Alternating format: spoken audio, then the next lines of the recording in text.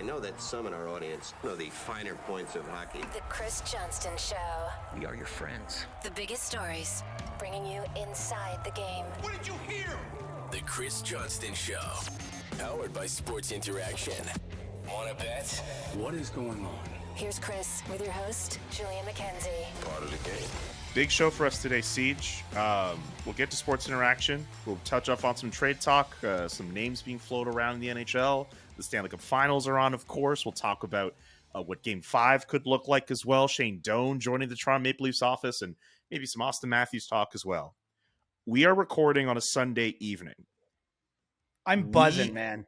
We are minutes ago, we watched one of the greatest moments in Canadian sports history. Nick Taylor, the first Canadian to win the RBC Canadian Open in 69 years. And he didn't just win it any old-fashioned way. 4-hole playoff and a 72.5-foot putt to win the Open. One of the most incredible things I have seen, Siege. It was, I'm seriously, I am buzzing. And I covered golf for a long time, actually, earlier in my career. So I have a lot of affinity for the sport.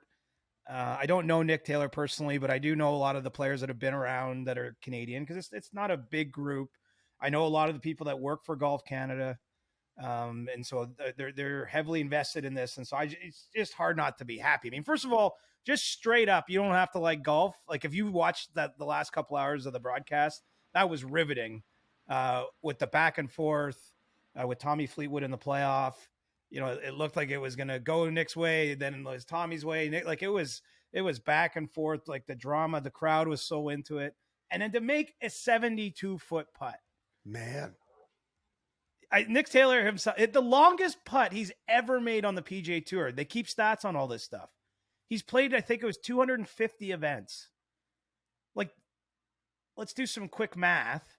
So if you play 250 events, it's 4 rounds. I know obviously he didn't make the cut in them all, but so he's played roughly 1,000 rounds on the PGA Tour. A typical golfer at that level takes between 25 and 30 putts in a round. Like he is conservatively probably taken 30,000 putts on the PGA Tour. And that's the longest one he's ever sank in that moment with the rain falling, with the crowd going bananas. I mean, I'm sorry, because I realize our podcast goes around the world. There's probably some people that are like, what are you guys even talking about? But if you were watching that was something special.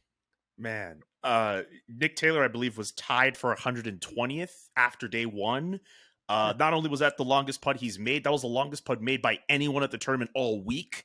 Like, under the circumstances, one of the greatest sporting moments in this country I've ever seen. Yeah, and how cool is it? You got Mike Weir there. He's obviously the greatest men's player in Canadian golf history. You have Corey Connors and Adam Hadwin, who are, peers of Nick Taylor, have grown up, probably competing against each other and certainly know each other well. And it was so cool to see them like standing out watching with the crowd, right? Even there was one point they showed Mike Weir had a Sapporo. He was just drinking a tin of beer there, Greenside. So it really was cool. And I don't know if you know this, Julian, but I actually went out to the Canadian Open on Friday. So I had a chance. Oh yeah. I had a chance to go there and get this. Like it was a really cool experience. Like I got some tickets where I was in sort of like a I don't know what you call it, like a suite, I guess, or whatever, overlooking that 18th hole. And, like had a couple drinks and some food there. And then there was a Black Eyed Peas concert. And I went backstage. Yeah. On the grounds. They do that. Alanis Morissette played on Saturday and Black Eyed Peas played Friday night after the golf was done. But I didn't know that. I knew Alanis was performing, but I had no idea BEP was in there. Yeah. will.i.am. Like he came right by, like said hi. What? Yeah, I'm a big will.i.am fan. Are you serious? Yes. And I told producer Nick this story, and like honestly, I didn't even know who will.i.am is, which will not surprise you. Oh my god! That's why when you said Black Eyed Peas, I was like, you know who that is? Well, I know the band, but I don't know the members of the band. But yeah, it was just chilling with will.i.am on Friday night at the Canadian Open. So anyway, just a random story. I'm a big will.i.am fan. Like I'm a massive fan. I mean, the Black Eyed Peas are not the same Black Eyed Peas as they were 20 years ago, but I've been a big will.i.am fan for a long time. So that is huge. That's all. I'm jealous. Yeah, I mean, I wish you could have been there instead of me because you would have appreciated it more. But it was honestly, it was an awesome day though, and the concert was great. Like I can't believe thousands of people like stayed around after the golf and were watching that show. And so anyway, this is if you ever get a chance to go to a Canadian Open, I would suggest it. It's a heck of a lot of fun. Okay, one more thing before we get back on the track of talking hockey here. What would you say in terms of podcast? This is a hockey podcast, but and maybe when we get to ask CJ near the end, we could go in more on this if you want. But what would you say if you look back at your career? I don't know if I've asked you this question. What would you say is the wildest or biggest moment you've ever like covered? Like I can imagine if you're any of those guys, any of those journalists who were covering that moment with Nick Taylor hitting that putt, you're thinking, okay, that's going to be filed in the back of your mind for the rest of your life. What a wild way to end a tournament.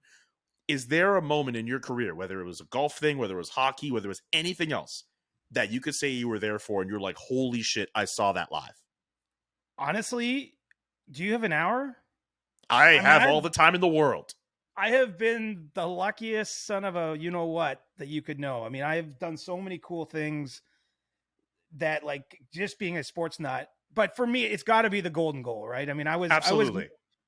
I shouldn't even overthink it. I was literally, because weirdly, when you cover the Olympics, that you sit in the lower bowl. Like I was like literally in the 6th row for that Canada-US final, the men's final in 2010 in Vancouver at the Olympics.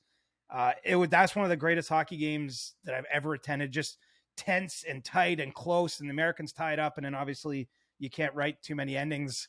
You know, it's actually kind of equivalent to Nick Taylor. Like, as you mentioned off the top there, he didn't just win, like he won in style. Well, Canada won that men's Olympic gold in the last day of the event, the last biggest, most important, arguably to the most number of Canadians, and to have Sidney Crosby at the time score in overtime. I mean, it's hard. It's actually hard to put words around that. Like what do you write? You know what I mean? Like the story is too perfect. Like what could someone like me, I would hate to see what I wrote that night. Cause like, what did I have to say? Like, what could I say about that like would matter? Like it's so crazy. You know, I kind of want to find that now. Yes. Tell me. So very early in my career, I covered the 2004 Canadian Open, and hardcore golf fans will remember this. This was at the peak of Mike Weir. Mike Weir won the Masters in 2003. And so he was as big of Canadian athlete at that time as anyone. I mean, I would put him up against any hockey player of that moment in terms of his popularity and the amount of attention he got in Canada. And he was leading that Canadian Open. He had a 3-shot lead going to the back 9 on Sunday. And that's one of the times that's as scared as I've ever been doing our job, because it was this huge moment. And, you know, I didn't have a lot of experience at that time. I hadn't covered a lot of, I was pretty new. And all of a sudden, like my boss's boss is emailing me, because it's becoming a story that's bigger than just a sports story. And they have, one of their young reporters out there for the Canadian Press at the time. Anyway, unfortunately, Mike squandered that lead on the back 9. He lost a 3-hole playoff to Vijay Singh. I'll never forget this. Vijay Singh actually apologized for winning to the crowd. But that was during the 2004 World Cup of Hockey. It was the same time. So wow. I just remember the fans, it was at Glen Abbey, were insane, like wearing hockey jerseys everywhere. It just was like this moment of, it's a lot of what we kind of just saw here, like similar, but obviously didn't get that happy ending if you're Canadian. But that moment stands out to me. But honestly, I could go on and on and on. I covered the 2005 British Open at St. Andrews, which was a really cool experience. But I'll tell you, this is one of my favorite things I've ever seen in my business. First of all, Tiger Woods won that tournament. And, I was a big Tiger fan. I still am today. I hope we see him play competitively again. So that was cool. But that was the last tournament Jack Nicklaus ever competed in. And he didn't make the cut, but on the Friday. And so St. Andrews, for anyone who's seen the pictures, are like the golf course is literally in the middle of town. And the 18th hole runs along a road. And so Jack Nicklaus is coming up the last hole of his career. And everybody knows it, right? There's a bridge there called the Swilken Bridge. All the players stop and get a picture. So Jack gets his picture. He's walking up the fairway. Like the whole town is there. And he hits it on the green, and he's got about a 15-foot putt. And doesn't he put it in the bottom of the cup for a birdie? The last ever competitive round he played. And he came in the press room, Julian, and he said this. He said, "I knew the hole would move wherever I hit that putt." I'm like, what a legend. What a Like, quote. and it was, I'm not kidding, the ground shook there. Like, that was so amazing. And I, again, I was early in my career. Like it was just a cool life experience, frankly, to be there. I actually stayed at the dorm at the St. Andrews University. And so I just was like staying at the dorm, like I was working like 15-hour days. Cause like, I couldn't write enough stories. Like I just was there all day. It was, anyway, what a neat experience. And, I could go on and on and on, but I have a feeling we probably got to talk about some hockey at some point. Okay, but like when you're covering because I think there's people who also appreciate when you're able to go into your process on covering stories too. I think there's something worth discussing with being in that moment where something crazy like that happens and your mind is racing on how to cover that. Like you mentioned, like, oh, I would hate to look back at what I wrote on the day of the golden goal, but like when you're in that moment and you just have to file something, like what's your mind like? Like how are you processing those moments?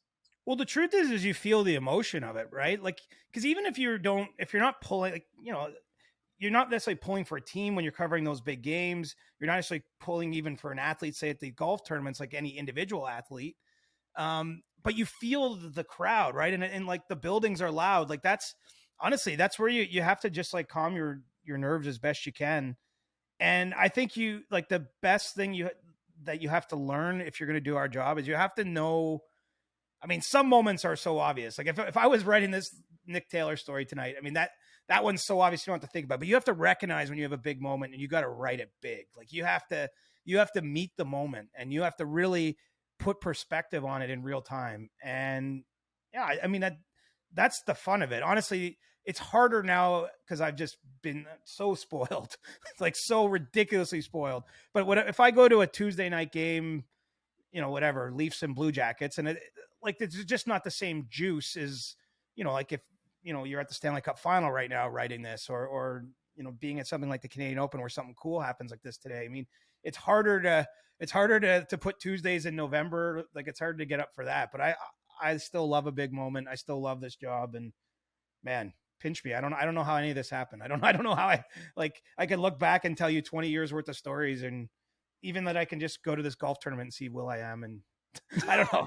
Like I sometimes feel like I don't know how to explain all this stuff. It just keeps happening. Like this Nick Taylor thing, right? Like at the end on Thursday, we'll do stick taps. I feel like Nick Taylor, for what he did, deserves a little bit more than just a humble stick tap. Yeah, I mean, like a platinum stick tap or something. I mean, I will say his life just changed. His life has changed tremendously. Think about it. Like my phone's blowing up tonight, and it's a lot of people that aren't necessarily all my buddies who love golf. Like that's a moment in time.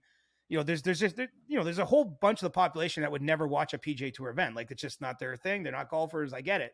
So they wouldn't have any opportunity to even know who Nick Taylor was or is. And now he will be a household name. And I mean, awesome. I mean, this is why sports matter though, right? This is why sports matter, is because they can cut through. You don't even have to know sometimes like how the rules work exactly, but you can get caught up in the emotion of that. And what I love about golf, quite honestly, I mean, it's a great sport to play, but what I love about watching it at its highest level is there's so much pressure, right? And the pressure builds kind of slowly. And all of a sudden, like you're in the 18th fairway there, he's got, if you remember the last playoff hole, his ball was in a divot. Yeah. Which when you're as good as those players are, it's harder for them to control what happens with the ball when they're hitting out of the divot. And he somehow knocks it on the green and makes a 72.5-foot putt. I mean, there's a humanness that comes through sports that's like, for me, like I get, like we're all into different things. Like some people are very maybe mathematically inclined, or like they might like tactics, like might be their main thing, or what have you. Like for me, I love the human stories. I love seeing, just knowing, like, can you imagine how big that is for him? Like all the days that he's had to get up and choose to work on his golf game and go through all the ups and downs you would to do that as a professional career, and to have it all come together in this. They get one tournament a year in Canada, right? Like that's why it's been 69 years since someone won. It's not because the Canadian players have been crappy that whole time. You get one shot. Mike Weir, I said earlier, he's the best Canadian golfer, men's golfer in history. He won 8 PGA Tour events. So, I'm just saying it's damn hard to win, and it's really hard to win one specific tournament played in your country. So hats off to you, Nick. And it was just awesome. What a moment. It's just 72.5 feet. Like I remember watching that putt and thinking, okay, maybe he gets a couple feet within. Like you see for eagle and a win, you're like, he's not going to hit it on an eagle, and he drills it. Like maybe when there was like 10 right in the feet middle, left. bud. Yeah, like when it was like 10 feet left, I'm like, oh my God, he might do this. And when it sunk, I ran around my apartment. That was incredible. Yeah, if you didn't, like, I would think you're weird. Like, You have no I don't know how you pulse. could watch that and not be like, I was like screaming like an idiot. Yeah, In I was my like, living room, what? just like yelling, like jumping up and down. It was awesome. Man. Anyway, I don't know if anyone's gonna listen to this episode. We just killed it right out of the gate on golf. I don't care. Who cares? No, people will listen to this because I think there are people who would appreciate the moment like this. Also, if they really want to get to the good stuff, they could just skip ahead to when we talk about some trade talk stuff. I think you have enough of a power that people would be able to listen through this segment. They could understand. Maybe. Do you know what's funny too? I threw in the group chat the picture. I have one picture for me covering the 2004 Canadian Open, and Yes. both you and Drew noticed that I had an eyebrow ring at the time. So there's some little known CJ trivia for the 100%ers. In my late teens, early 20s, I did have an eyebrow ring for a period of time. There was a coworker of mine a couple years ago who you used to work with at CP who mentioned that you had that eyebrow ring, and I was just like, "There's no way." There's no way you had this. So when you showed me that photo, I don't know if we could put that up somewhere, but when you showed that photo, I was like, tweeted it, and then I was like, I might regret tweeting this. You might regret that. When I saw that, I was like, wow, she was right. That was real. That was real. But anyway, yeah. Oof. Okay, we've got through a lot here. Let's get to sports interaction. Let's get to hockey after that. You can bet that with David Bastel. Brought to you by Sports Interaction. Get in the action and make a play. 19 plus. Please play responsibly. It's time, everybody, for You Can Bet That. For today's edition of our segment. By the way, hit up sportsinteraction.com/SDPN for all your gaming needs. Who could be taken third overall in this month's NHL entry draft? Connor Bedard will go first. I think it's a foregone conclusion. We'll see Adam Fantilli go second. Who will go third? Leo Carlsson is currently the betting favorite at -122. Will Smith at +180. Matvei Michkov, if the Columbus Blue Jackets want to go there, at +462. And somehow if Adam Fantilli falls out of 2, he is at +770 to be taken third overall. Yeah, so I saw Columbus was at the scouting combine, their general manager last week, and obviously their scouts and the staff, and they took out 3 players to dinner. Will Smith, Leo Carlsson, and Adam Fantilli. So you got your. I mean, that's not to say obviously they want to get to know the players as well as they can that are going to be in the range where they're picking, but so maybe there's a little bit of a hint in there. That information, by the way, was courtcy of Aaron Portzline of The Athletic. I saw he put that out. So just shout out to the homie Aaron. Someone to tuck under your cap if you're trying to handicap, which order this first round is going to go. What do you think the weirdest question those prospects got asked in that dinner was? I don't know if the dinner they get asked weird stuff, but like certainly when they go through those team meetings, like a lot of teams, like they're playing 3D chess. I don't know, like they ask crazy questions, like if you could take a pill to win the Stanley Cup, that automatically wins the Stanley Cup, do you take it? And then it's it's sort of a riddle because it's basically like, do you want to have a shortcut? Anyway, there's all sorts of weird stuff. I think there's a lot of useful stuff that goes on there too, though. I know of one team, for example, that'll ask players like from the U.S. national program. They'll say, tell us if you could bring 2 of your teammates, who would you bring? And they like to use that because then they see which names they hear again and again and again. It just kind of gives them info on maybe who's a good teammate or what have you. And so I think some of it is useful. Some of it is weird Jedi mind tricks. I'd love to sit in on one, though. I think it'd actually be a cool event. It'd be a cool event if you could ever be a fly on the wall just to see the process the different teams take. Well, segment idea. What if I compiled a list of questions that have been asked in the past at the combine, and I get you to answer them as honestly as you can? I'd do it. All right. Okay, I'll keep that one. Maybe That's a something we lot of can do work for the though. draft. You're gonna have to really use Google to find that. It's not like I have to go in a time machine and go to every single combine. That's true. I'm just saying. Google is free. Google's free. Anyway, Let's get sportsinteraction.com. AI on it.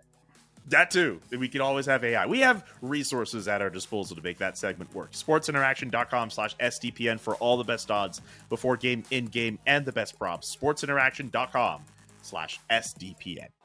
Hey, happy Pride, listeners. We celebrate Pride here at SDPN because we believe that sports are only fun if everyone is welcome.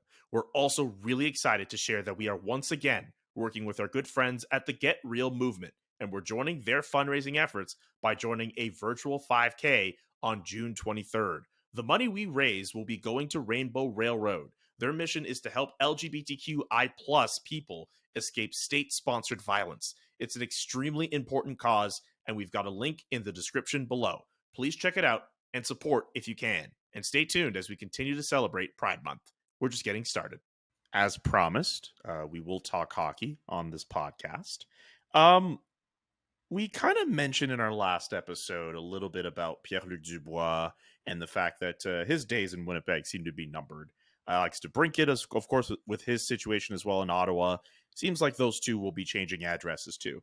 But I'm sure you've noticed some of the different trade boards that are out. The Athletic has their own as well. In fact, I believe on their offseason trade board, the top 3 players on their board all belong to the Winnipeg Jets. Because PLD is there, Connor Hellebuck is there, Mark Scheifele is there.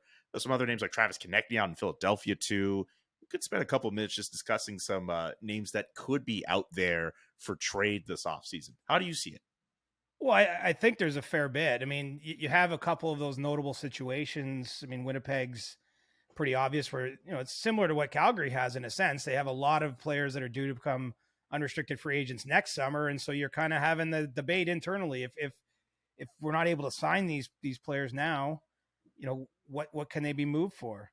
And, you got Alex DeBrincat, as you mentioned. I think too, the goalie market will be interesting. Like, a name I've been hearing a bit of is John Gibson in Anaheim. It could be the end of his run with the Ducks, which, I think makes some sense given, where he's at in his career and what that organization is still going through in terms of, their window to be competitive. I think it's going to be a busy trade market. I do think that in part, I mean, look what we've already seen happen where you have, Gavrikov come off the board. Damon Severson, does a sign and trade with New Jersey to Columbus. So you're already down 2 of the potentially better defensemen that could be available as free agents. And so I think it does increase the chance that other teams that might've been in the market for those players are going to now have to make a deal. In fact, I think Columbus is willing to make that deal. Look what they've done by getting Provorov and then Severson. They've put themselves in a position where I think that they can listen on, a player like Andrew Peak, Adam Boqvist, and basically see what the market will yield. And so it's this last week especially has really felt, I mean, we did have the big deal, the big 3-way trade, with Provorov, but it just feels like there's a lot of action picking up out there. And I think we're going to have a pretty interesting couple weeks if you're into the trades. If you're Columbus right now, you look at some of these moves that have been done to shore up your team and make yourself a little bit more competitive. They did already move the second of the 2 first-round picks they had, the LA Kings one. I can't imagine they'd be in a position where they'd be so trigger happy to make a trade that they'd like move on from their 3rd overall pick, right? Like I think they'd at least still hold on to that and pick Leo Carlsson, as we talked about in our previous segment. Yeah, I mean, look, you never say never. I guess if Nathan McKinnon got offered for it or something, of course, come on. I'm not going to say 100% no, but it doesn't sound like they're of the mind to move that pick. And I get it. Look, 3rd overall pick, like you're probably talking about someone who's playing your lineup in 2 years at minimum, and it could be next season. Who knows how that falls. And we've seen players like that be impactful, and they're on cost control contracts, entry level deals for the first 3 seasons they're in the league. So, I think it's such a high pick. There's a reason we never see them traded now, frankly. I mean, we just don't see picks this high go because that's the value. And it's funny, it's borrowing a line that Brad Treliving said when he was hired by the Leafs, but like a lot of pain goes into getting those picks, right? Like you have to be really bad and have like a really difficult season to be picking first or second or third. And so obviously it's important to hit the right player when you're picking that high. But so, yeah, I don't think Columbus, there's no reason to think that they're going to move that pick. But I like what they've done. Like, I think it's kind of boring when teams just try to be bad for 6 straight years or something and just amass talent. Like, I get that it has occasionally worked. There's a number of times it hasn't worked though. Like Buffalo is probably the easiest example to point to. Even Edmonton for a time. I know that ultimately it did turn into this era with McDavid and Draisaitl, and they've, had a team that could win a Stanley Cup, but it's been a long rebuild in Edmonton. And let's face it, they're on the second or third phase of it, depending on how you view what they've done. And so I think it's good for the league to have a team like Columbus out there making the deals they are and taking some risks and basically trying to win. I mean, ultimately you want a sport where most of the teams are trying to win. I mean, that is the point.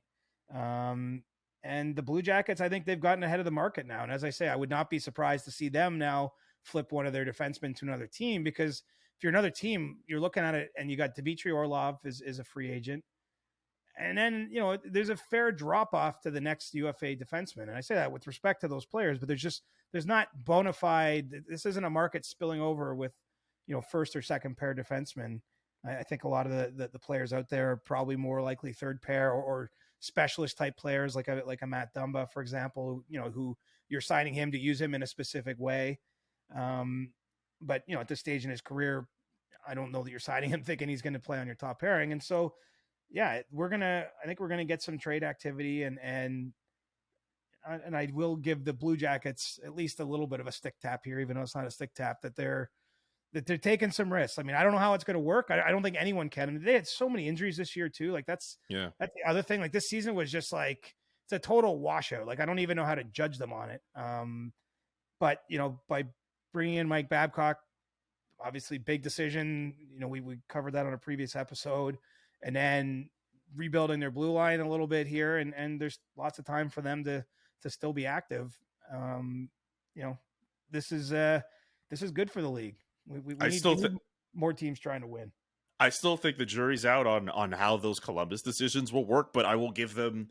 I tweeted the other day, like at least they have a better roster than they did last year. You're right; there were a lot of injuries that tore through them. Like, and I've made the reference before. They looked more like the Cleveland Monsters than the Columbus Blue Jackets, their AHL affiliate. But like, I still don't know if they're like that much better to give fits to teams like Carolina and the Rangers and the Devils in their own division. Like, I don't know, but we have to see how the game is played. Well, and who's going to play center for them? Is my, they obviously have players, but they don't have, it's a tough, when you look around their division or even the conference, like when they're going head to head and teams are throwing, 2 or 3 centers out that might be better than their best center, arguably. I mean, those are tough games to win, but clearly the strategy here is to build, if they end up keeping Elvis Merzlikins, I mean, they need him to have a bounce back. Obviously, they gave him a big contract and it hasn't gone well so far. And so they're going to need goaltending and they're going to try to win with defense. I mean, I think it's pretty clear what the strategy is. And then they obviously have guys who can score. Gaudreau will put up numbers. I'm very curious to see how a Patrick Laine, Mike Babcock relationship goes and grows. I mean, it could be a good thing for him. It's not an automatic that it's going to go terrible, but Laine, for me, he was one of the players. He was one of the more exciting players, I thought, when he was young in his career. I would just love to see him get back on track. I think it'd be good for the league. He's a great personality, obviously loves to score, but has some big deficiencies in other parts of his game. But maybe between a combination of a new coach pushing different buttons and him just getting older, more mature, what have you, obviously he needs health too. He's one of the players that did miss time a couple different times with different injuries. I could see him getting back on track. So I don't think we intended to talk about the Columbus Blue Jackets, but we're in on the CBJs. We should also talk about Patrick Laine's former team, the Winnipeg Jets, and the fact that they seem to be listening in on a bunch of cornerstone pieces. I mentioned earlier, The Athletic has their offseason trade board, and Pierre-Luc Dubois, Connor Hellebuck, and Mark Scheifele are the 3 big names at the top of that board. Do we have a sense of what the Jets might want for each of those pieces? No, because I don't think it's a case. It's not a case where you set the price, right? I think it's almost a case you're putting them on the market, so to speak, or at least taking those calls and seeing what someone might come at you with. I think you go into it with an open mind. The Jets don't want to just tear down their whole franchise though and start finishing last. So we're going to be, I would think, talking about hockey trades if they move off of any of those guys. I think the important thing to highlight here is I'd be surprised if Winnipeg traded them all. Like, I don't think that's the scenario necessarily that's on the table. And I don't think that they're going to be forced into anything. I think that they'll be patient and basically sniff out the market and see what's best. I mean, to me, Hellebuck is fascinating because typically goaltenders don't bring you a whole lot in trades. If you look over the years, the goalies don't tend to get you a large return. But, in his case, we're talking about certainly one of the upper end goalies in the league.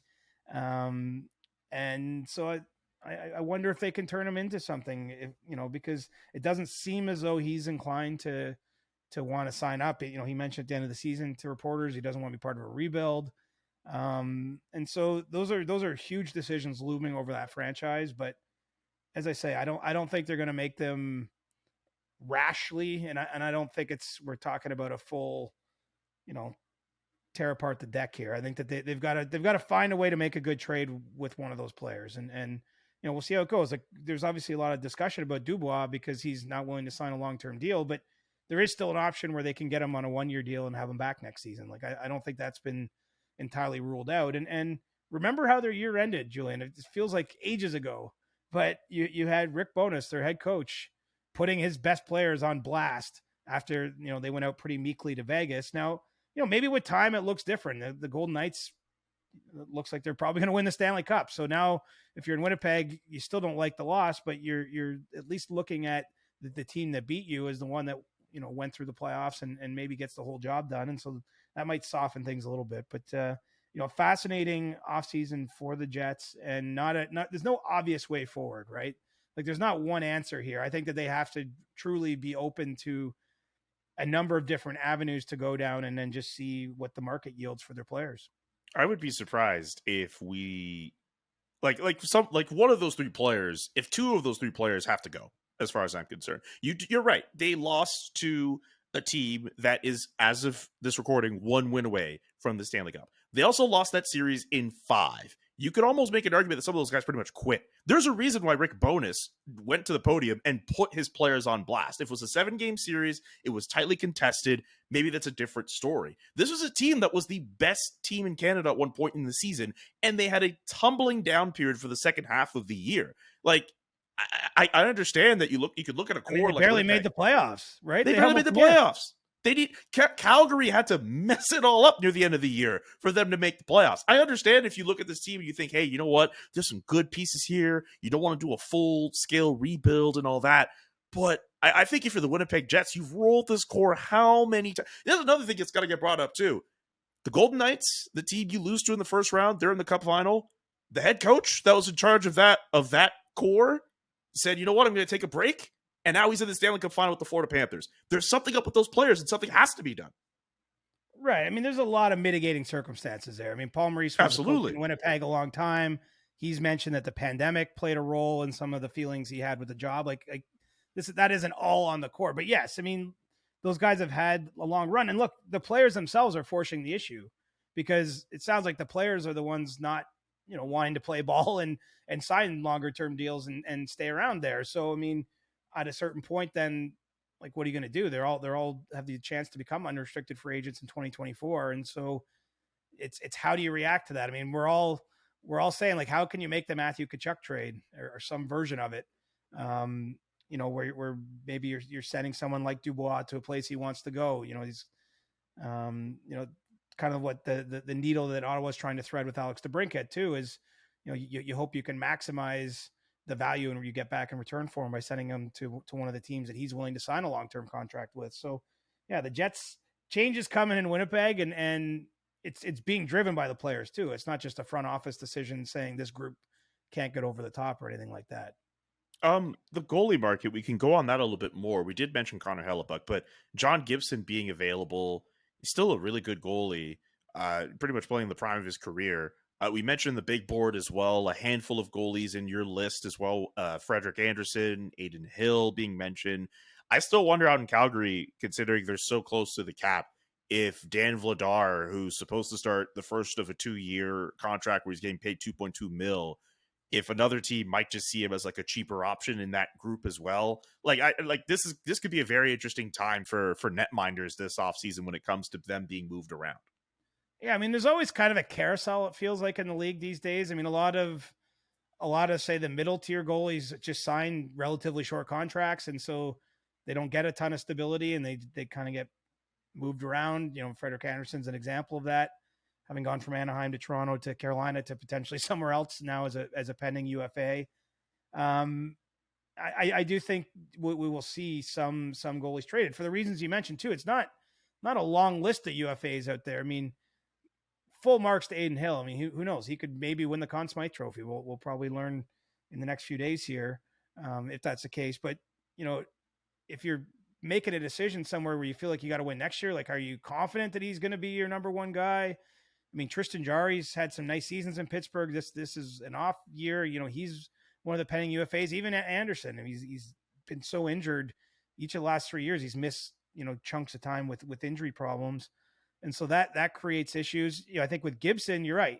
He's had a period where he was one of the best goalies in the league.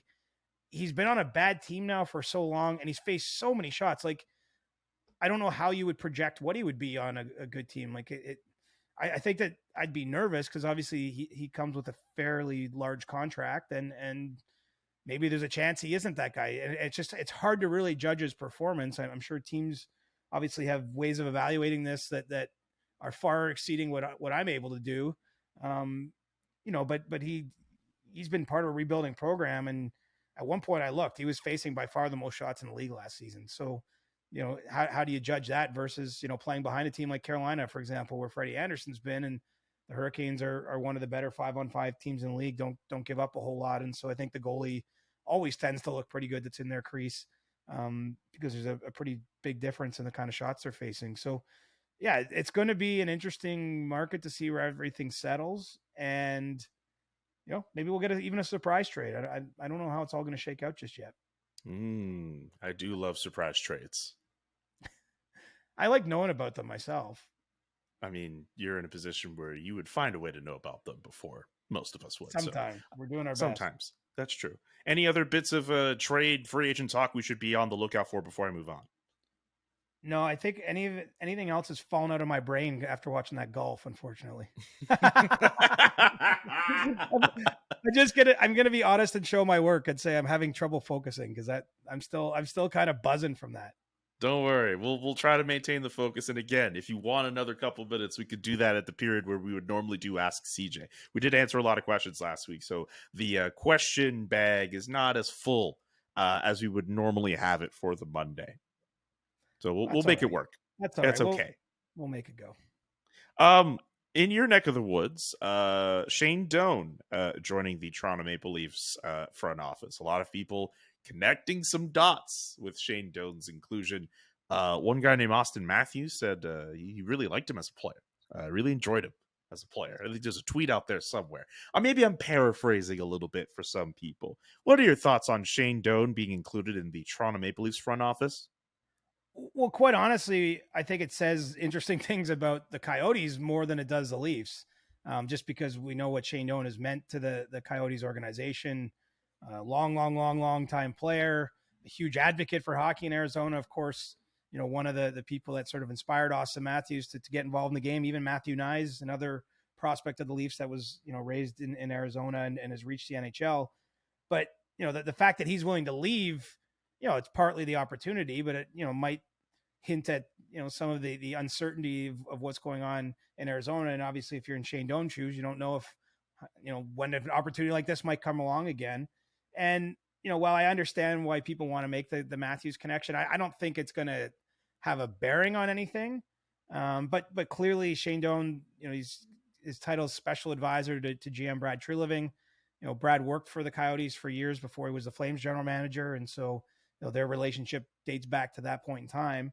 And you know, he's going to, I would expect be an important part of the Leafs front office. It sounds like he's going to spend a lot of time next season in Toronto and be around the team a lot. So, I don't know how that'll work with his family situation. I'm sure he'll keep a base in Arizona, but this isn't a part-time gig. If anything, it's maybe a little bit like the role that Jason Spezza was filling with Kyle Dubas last season in Toronto. And we'll just have to see kind of where it goes and how, what basically falls under Shane's purview, because it's not entirely clear how everything's going to shake out in the Leafs front office right now. But, someone who spent a long time in the game, and it probably doesn't hurt that Auston Matthews has such an affinity for him. I know they've skated together a lot over the years, in Scottsdale at the ice den there. And so, it's a nice sidebar story. And I get that people want to, it's so funny how people want to read the tea leaves, Julian. Yeah, they really want Auston Matthews signed bad in Toronto. I know that. First of all, it's June 12th. So, he's not allowed to be signed. Like literally you can't sign a contract legally right now. And so there's no problem yet. I guess everyone's just trying to, I don't know, they're nervous. I don't get it. I've been very consistent on this for a year. I have not wavered once, and I have been given no reason to believe there's any chance that he's not signing an extension. I think that the two questions that matter on this file are, what does the contract look like? Because I don't have that answer yet.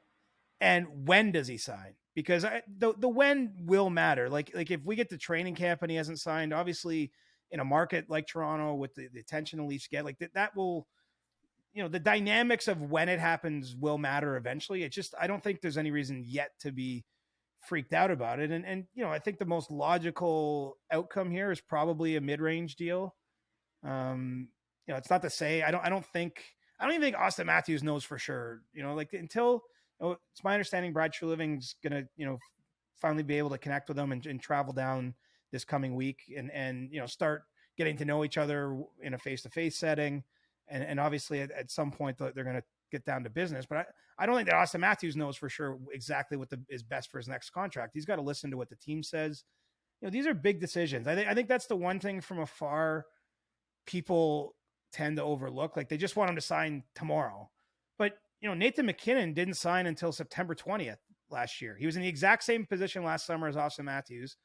And he went the whole summer before signing the deal that made him the richest player in the league. $12.6 million is the highest cap hit of any player in the NHL right now. I would suspect it won't last too long, because I will go out on a limb and say Matthews' deal will be north of that. David Pastrnak went into March. I think it was March 2nd. He signed his deal under the same circumstances. And I don't think any of us thought for a moment David Pastrnak wanted to play anywhere but Boston, but sometimes the contract talks aren't smooth, or there's different dynamics at play. And so I would just advise anyone with any emotional attachment to this one is to maybe just relax a little bit, because I certainly don't have any reason to believe it's going to all come together here in 3 weeks, and that he's going to be signing on July 1st or anywhere close to that fact. I mean, I suppose anything is possible, but none of the signs are currently pointing that direction. And this is going to be a process that, Brad Treliving, Austin's agent, Judd Moldaver, that they really have to work through. And obviously Auston and his family have to be comfortable with where things end up. But, he's going to be a Maple Leaf. I would be extremely shocked. Something's going to have to go really wrong. And I don't see why that would happen. I mean, I think the Leafs understand how important he is to their organization. He loves the city. He wants to keep playing for the Leafs. And so, they'll get down to business eventually. Would the expected jump in the salary cap within the next few years be among those factors that Auston and his representation would have to consider for a possible extension? Of course, because you don't know what it looks like. So for him to sign an 8-year deal, this is just a hypothetical, you and I talking, he has to project what the cap is going to be. And so the truth is, to make it make sense on his end of it, maybe he needs 20% of the cap, which is the maximum contract you can sign on an 8-year deal the day you're signing it. And so maybe that number has to be 16 or 17 million. But the problem is that's too much right now for the Leafs to be competitive, right? And so 6 years from now, 16 or 17 million might be a totally fair contract. I mean, I've heard that starting in the summer 2024, I've heard that there's some expectation the cap could go up 5 to 6 million just that 1 year. So we might go from 83.5, assuming that's where we end up next season. That's not fully decided yet, but we could jump to almost 90 million by summer 2024. And so if it keeps going up like that a couple of years, well, a few years from now, $100 million cap, we're definitely going to have players making $17 million. The best players in the league will be making that much money. So I think that there's a lot of risk. Look, there's risk for the team every time you sign a long-term contract because you don't know, and they're fully guaranteed deals. I think there's risk on Auston Matthews' side of signing for too long and just not leaving yourself the flexibility. And so it will not surprise me. I mean, he signed a 5-year deal at a time. Not a lot of players were signing a 5-year deal on their second contract. If you remember, the McDavid and Draisaitl contracts came in at 8 years. A number of other players of sort of similar stature around that same point in time signed 8-year deals for their second NHL contract. He was a bit of a trailblazer there. I would expect he'll do things somewhat different than the way other players would now. And so I think something like a 3 to 4 year contract will probably make the most sense to him ultimately. But it's hard to say where that will go until the team and he start having just actual discussions about it. I mean, right now it's just been a kind of a waiting game. Austin's in Arizona doing his own thing, recovering from the season, starting to get his workouts underway. And Brad Treliving's busy doing just about everything, including hiring Shane Doan on Friday.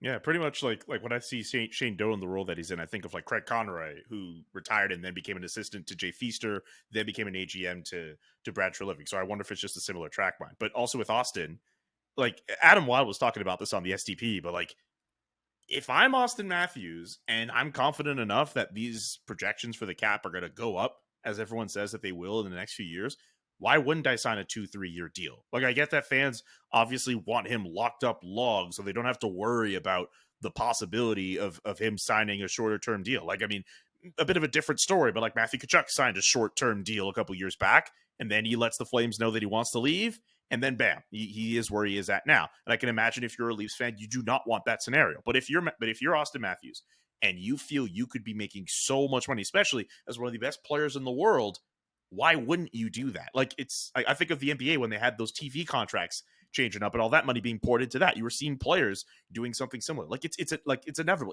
Vladislav Gavrikov is doing that. If he's signing a 2-year deal in his situation, why can't Auston Matthews do the same thing? Yeah, like that's an unusual one. The Kings wanted a 3 or 4 year deal, and he wanted a 2-year deal. Like, you almost never hear that for players. No. And I get it, because the sport is vicious, and guys frequently do get injured, and it's nice to have that guaranteed money. I mean, we just, we're not long after seeing Cole Caulfield sign an 8-year deal, and a lot of people would have thought he wouldn't want it. But I mean, the flip side of that conversation, if you're Cole Caulfield, they're offering you whatever, $50 million or whatever the actual number is.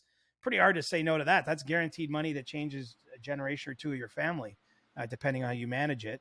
I think for Matthews too, this is maybe a counterpoint that fans haven't thought of.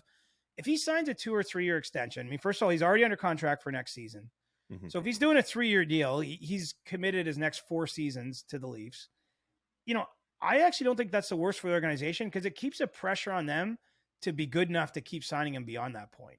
Do you know what I'm saying? Like, I think that it doesn't allow complacency to get in to anything that you're doing if that's the case. Because if he does sign a 2 or 3 or 4 year deal, it doesn't mean he can't sign another one beyond it. Like, it doesn't guarantee he's going to leave, but I think that it's smart if you're in his shoes or skates to leave your options open a little bit and put yourself in a position, first of all, to cash in on the jumps in the cap, potentially, but also it gives you flexibility in your career and your life if you want to have a change. I mean,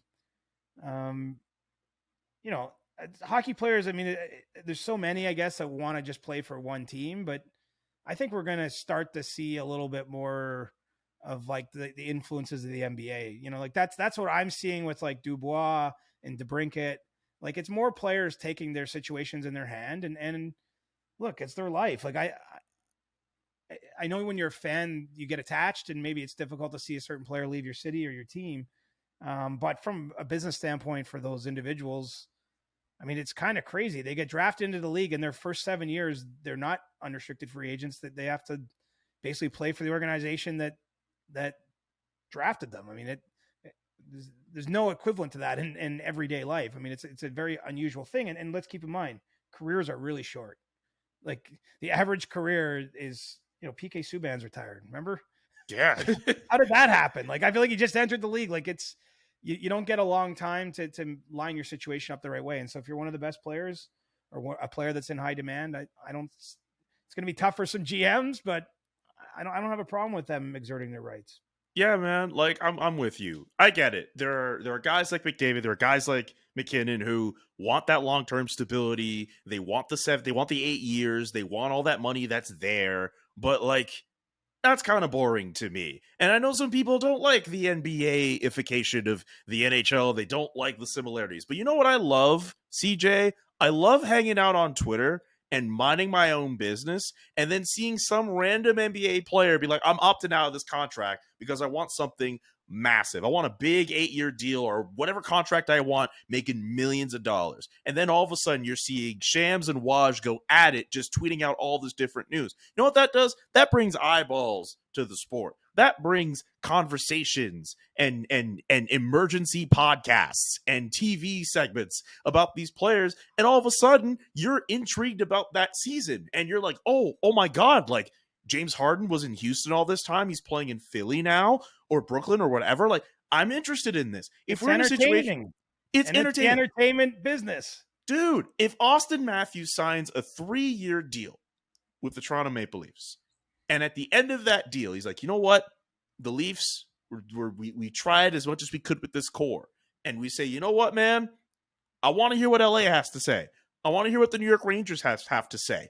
That is such a golden opportunity. And I get it. We're trusting in the NHL to do a good job with marketing this. But also in this case, you'd have to look at Sportsnet and TSN in terms of marketing that too, in terms of a free agent frenzy. But like, that's entertainment. That is something that like we see happening in other leagues that like I think the NHL could stand to, like, that would really be helpful, I think, personally. Sure. And if you're the player, in terms of a player empowerment era, like if you're Auston Matthews and you're thinking about going somewhere else, like, and you have all these different suitors going at you, man, like, I think that would be really interesting, and that would really mark a big change in how people consume the sport.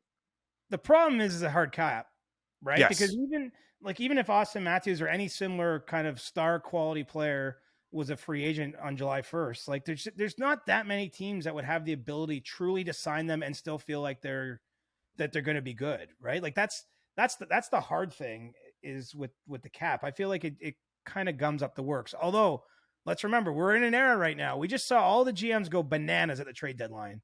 They did. We've seen Columbus now make 2 deals during the Stanley Cup Final. I kind of feel like maybe the teams the GMs or the front offices aren't using the cap as an excuse so much these days. It feels like everyone's getting a little bit more emboldened with some of the moves. And it's actually hilarious when you look at it. I mean, I know Vegas went out and did trade for Barbashev and Teddy Bluger as well. But, you know, Florida stood pat. like the two teams in the final they weren't involved in the craziest moves we saw. And so you just wonder, I don't know, is that going to ruin next year's trade deadline? I hope not. I hope not either. That being said, because if you go look further to last offseason, Vegas didn't make that many changes either. Yeah, they made the Max Pacioretty trade, but like they brought in Phil Kessel. I think they brought in Hill in the offseason last year too, I want to say. I'm trying to remember that. Yeah, but like, you're right. They didn't really make that many moves, but that came after they made a bunch of moves to get guys like Alex Pietrangelo. They made the big money move to get Jack Eichel partway through the season. They had done all of their dealings year in, year out, and they're in the Stanley Cup Final right now. Florida, okay, they didn't do anything at the deadline, but they had already made the biggest move of the offseason in getting Matthew Tkachuk. So it's kind of funny seeing how both GMs here in the situation, Kelly McCrimmon and Bill Zito, just with their dealings, either standing pat when they need to or making moves when they need to, it has resulted in both of those teams going to the Stanley Cup Final. And I get it, fine with Florida. They needed that Pittsburgh loss and all that. But even then, like, they're in the final. They gambled and it worked. Yeah, I think Bill Zito, all but 3 players in the organization have been acquired by him, and he's only been on the job 3 years. So, I mean, that's pretty nuts in and of itself. 3 years? Man, that's crazy. But yeah, no, all credit to Bill Zito for putting himself in a position where he could make a trade with Calgary to get a player like Matthew Tkachuk, a player that they've looked at in scouting meetings and said, man, like if you could have a player like that, you do it. And well, funny enough, we could transition over to talk about the Stanley Cup Final because it's Game 5 would be tomorrow in this case for people listening to the podcast. Is in the building. It is in the building. Is Matthew Tkachuk going to be available for that Game 5? I have to think that he will, even though he was, trying not to tip his hand too much at the end of Game 5, and he's been banged up a lot throughout this series. Yeah, this is the unfortunate part of the playoffs, right? Is injuries come into play. It's just such a grind, physical, mental, emotional grind. And, Kachuk, you can see it feels like his arms aren't attached properly or something. Like, unfortunately, he just doesn't have the upper body movement that you would hope and like to have if you're him. Just knowing what a competitor he is, it's hard to imagine him missing the game, but who knows what percentage he's out there at. And he did manage to score a big goal at the end of game 3 to, give Florida some life, help them come back that night and win in overtime. And, as much as you get inclined, you see a series at 3-1, we both picked the Golden Knights, so we're not surprised to see them in a good spot, but, it's not over until it's over. And so I just think Kachuk will be out there, but, unfortunately he's definitely not 100%. And of course which needs to be said, he's far from the only one on either side. Sometimes we can tell or come to know of things, and then there's a lot of stuff we don't know about until after the season's done and they spend 10 minutes going through all the injuries. You're just listening again thinking, oh, this person suffered an ACL tear. I mean, that's a little bit more severe, but it's like, oh, this person played through the postseason with a separated shoulder. Yes. Stuff like that. Yes. Well, I mean, Patrice Bergeron played with a collapsed lung, which isn't wise, but he still did it. And then he went to hospital directly after the game. Leon Draisaitl did all the amazing stuff he did last postseason on one foot. Right. Yeah. Who do you see as the Conn Smythe leader right now? We know Jonathan Marchessault has been really good. A lot of people are saying, hey, Jack Eichel, if there's no Jack Eichel, Jonathan Marchessault isn't performing at the same level. Is it down to those two guys at this point, especially since Vegas is in the driver's seat? Who do you see this going to?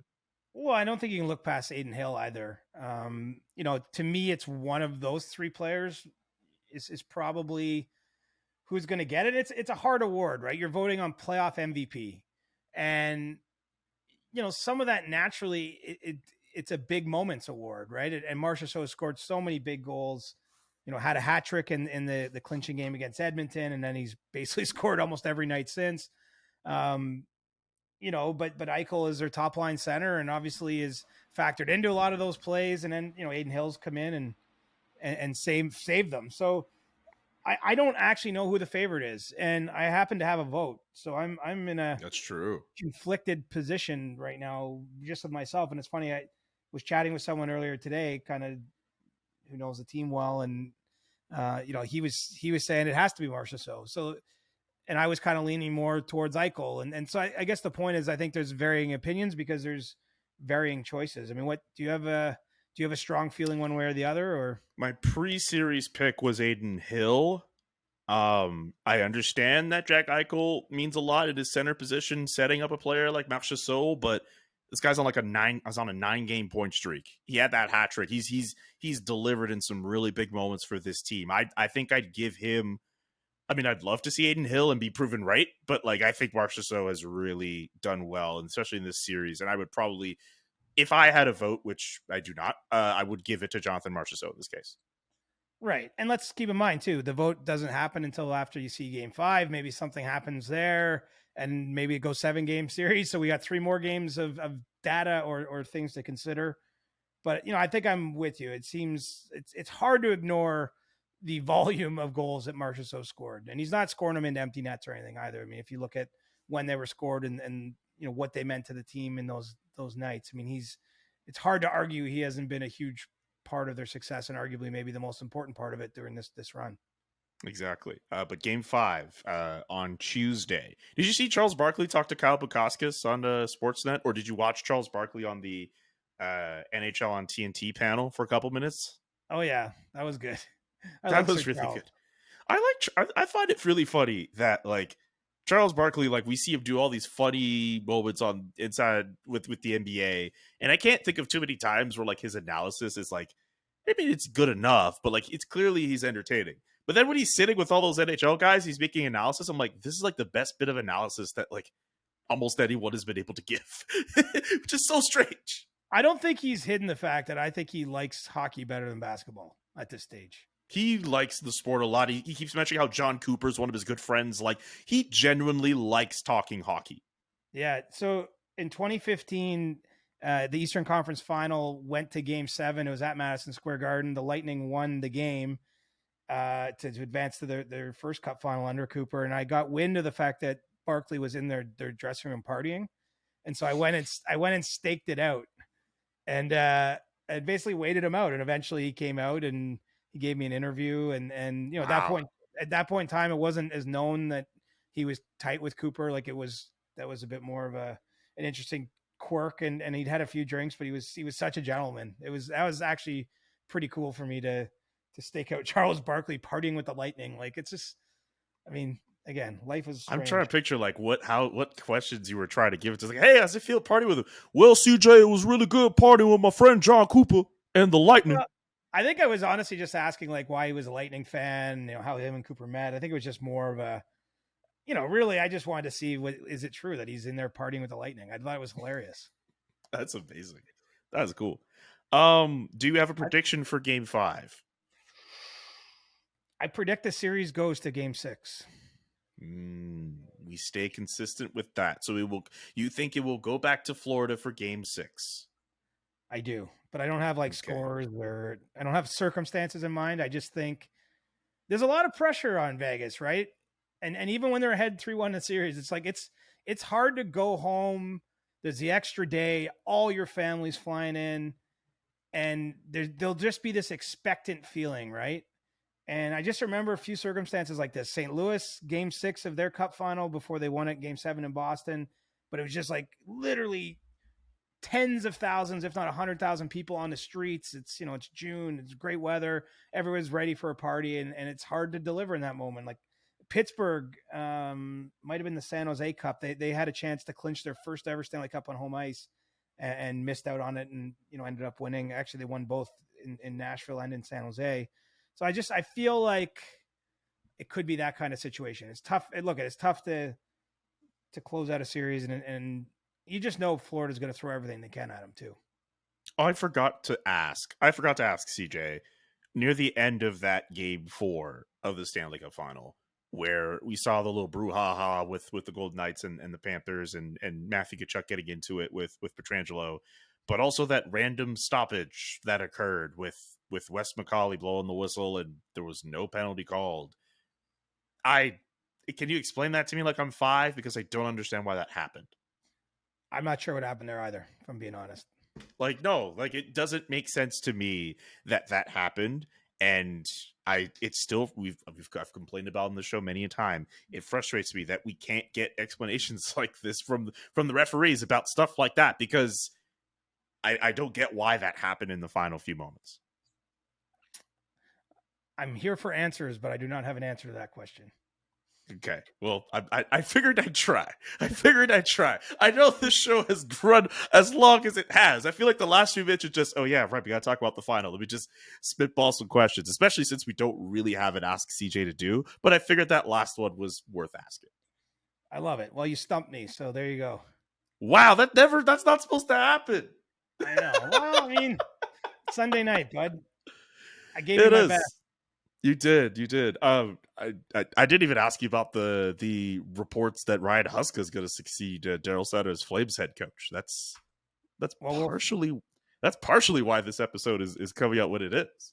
Well, we'll follow your coverage on Monday of that.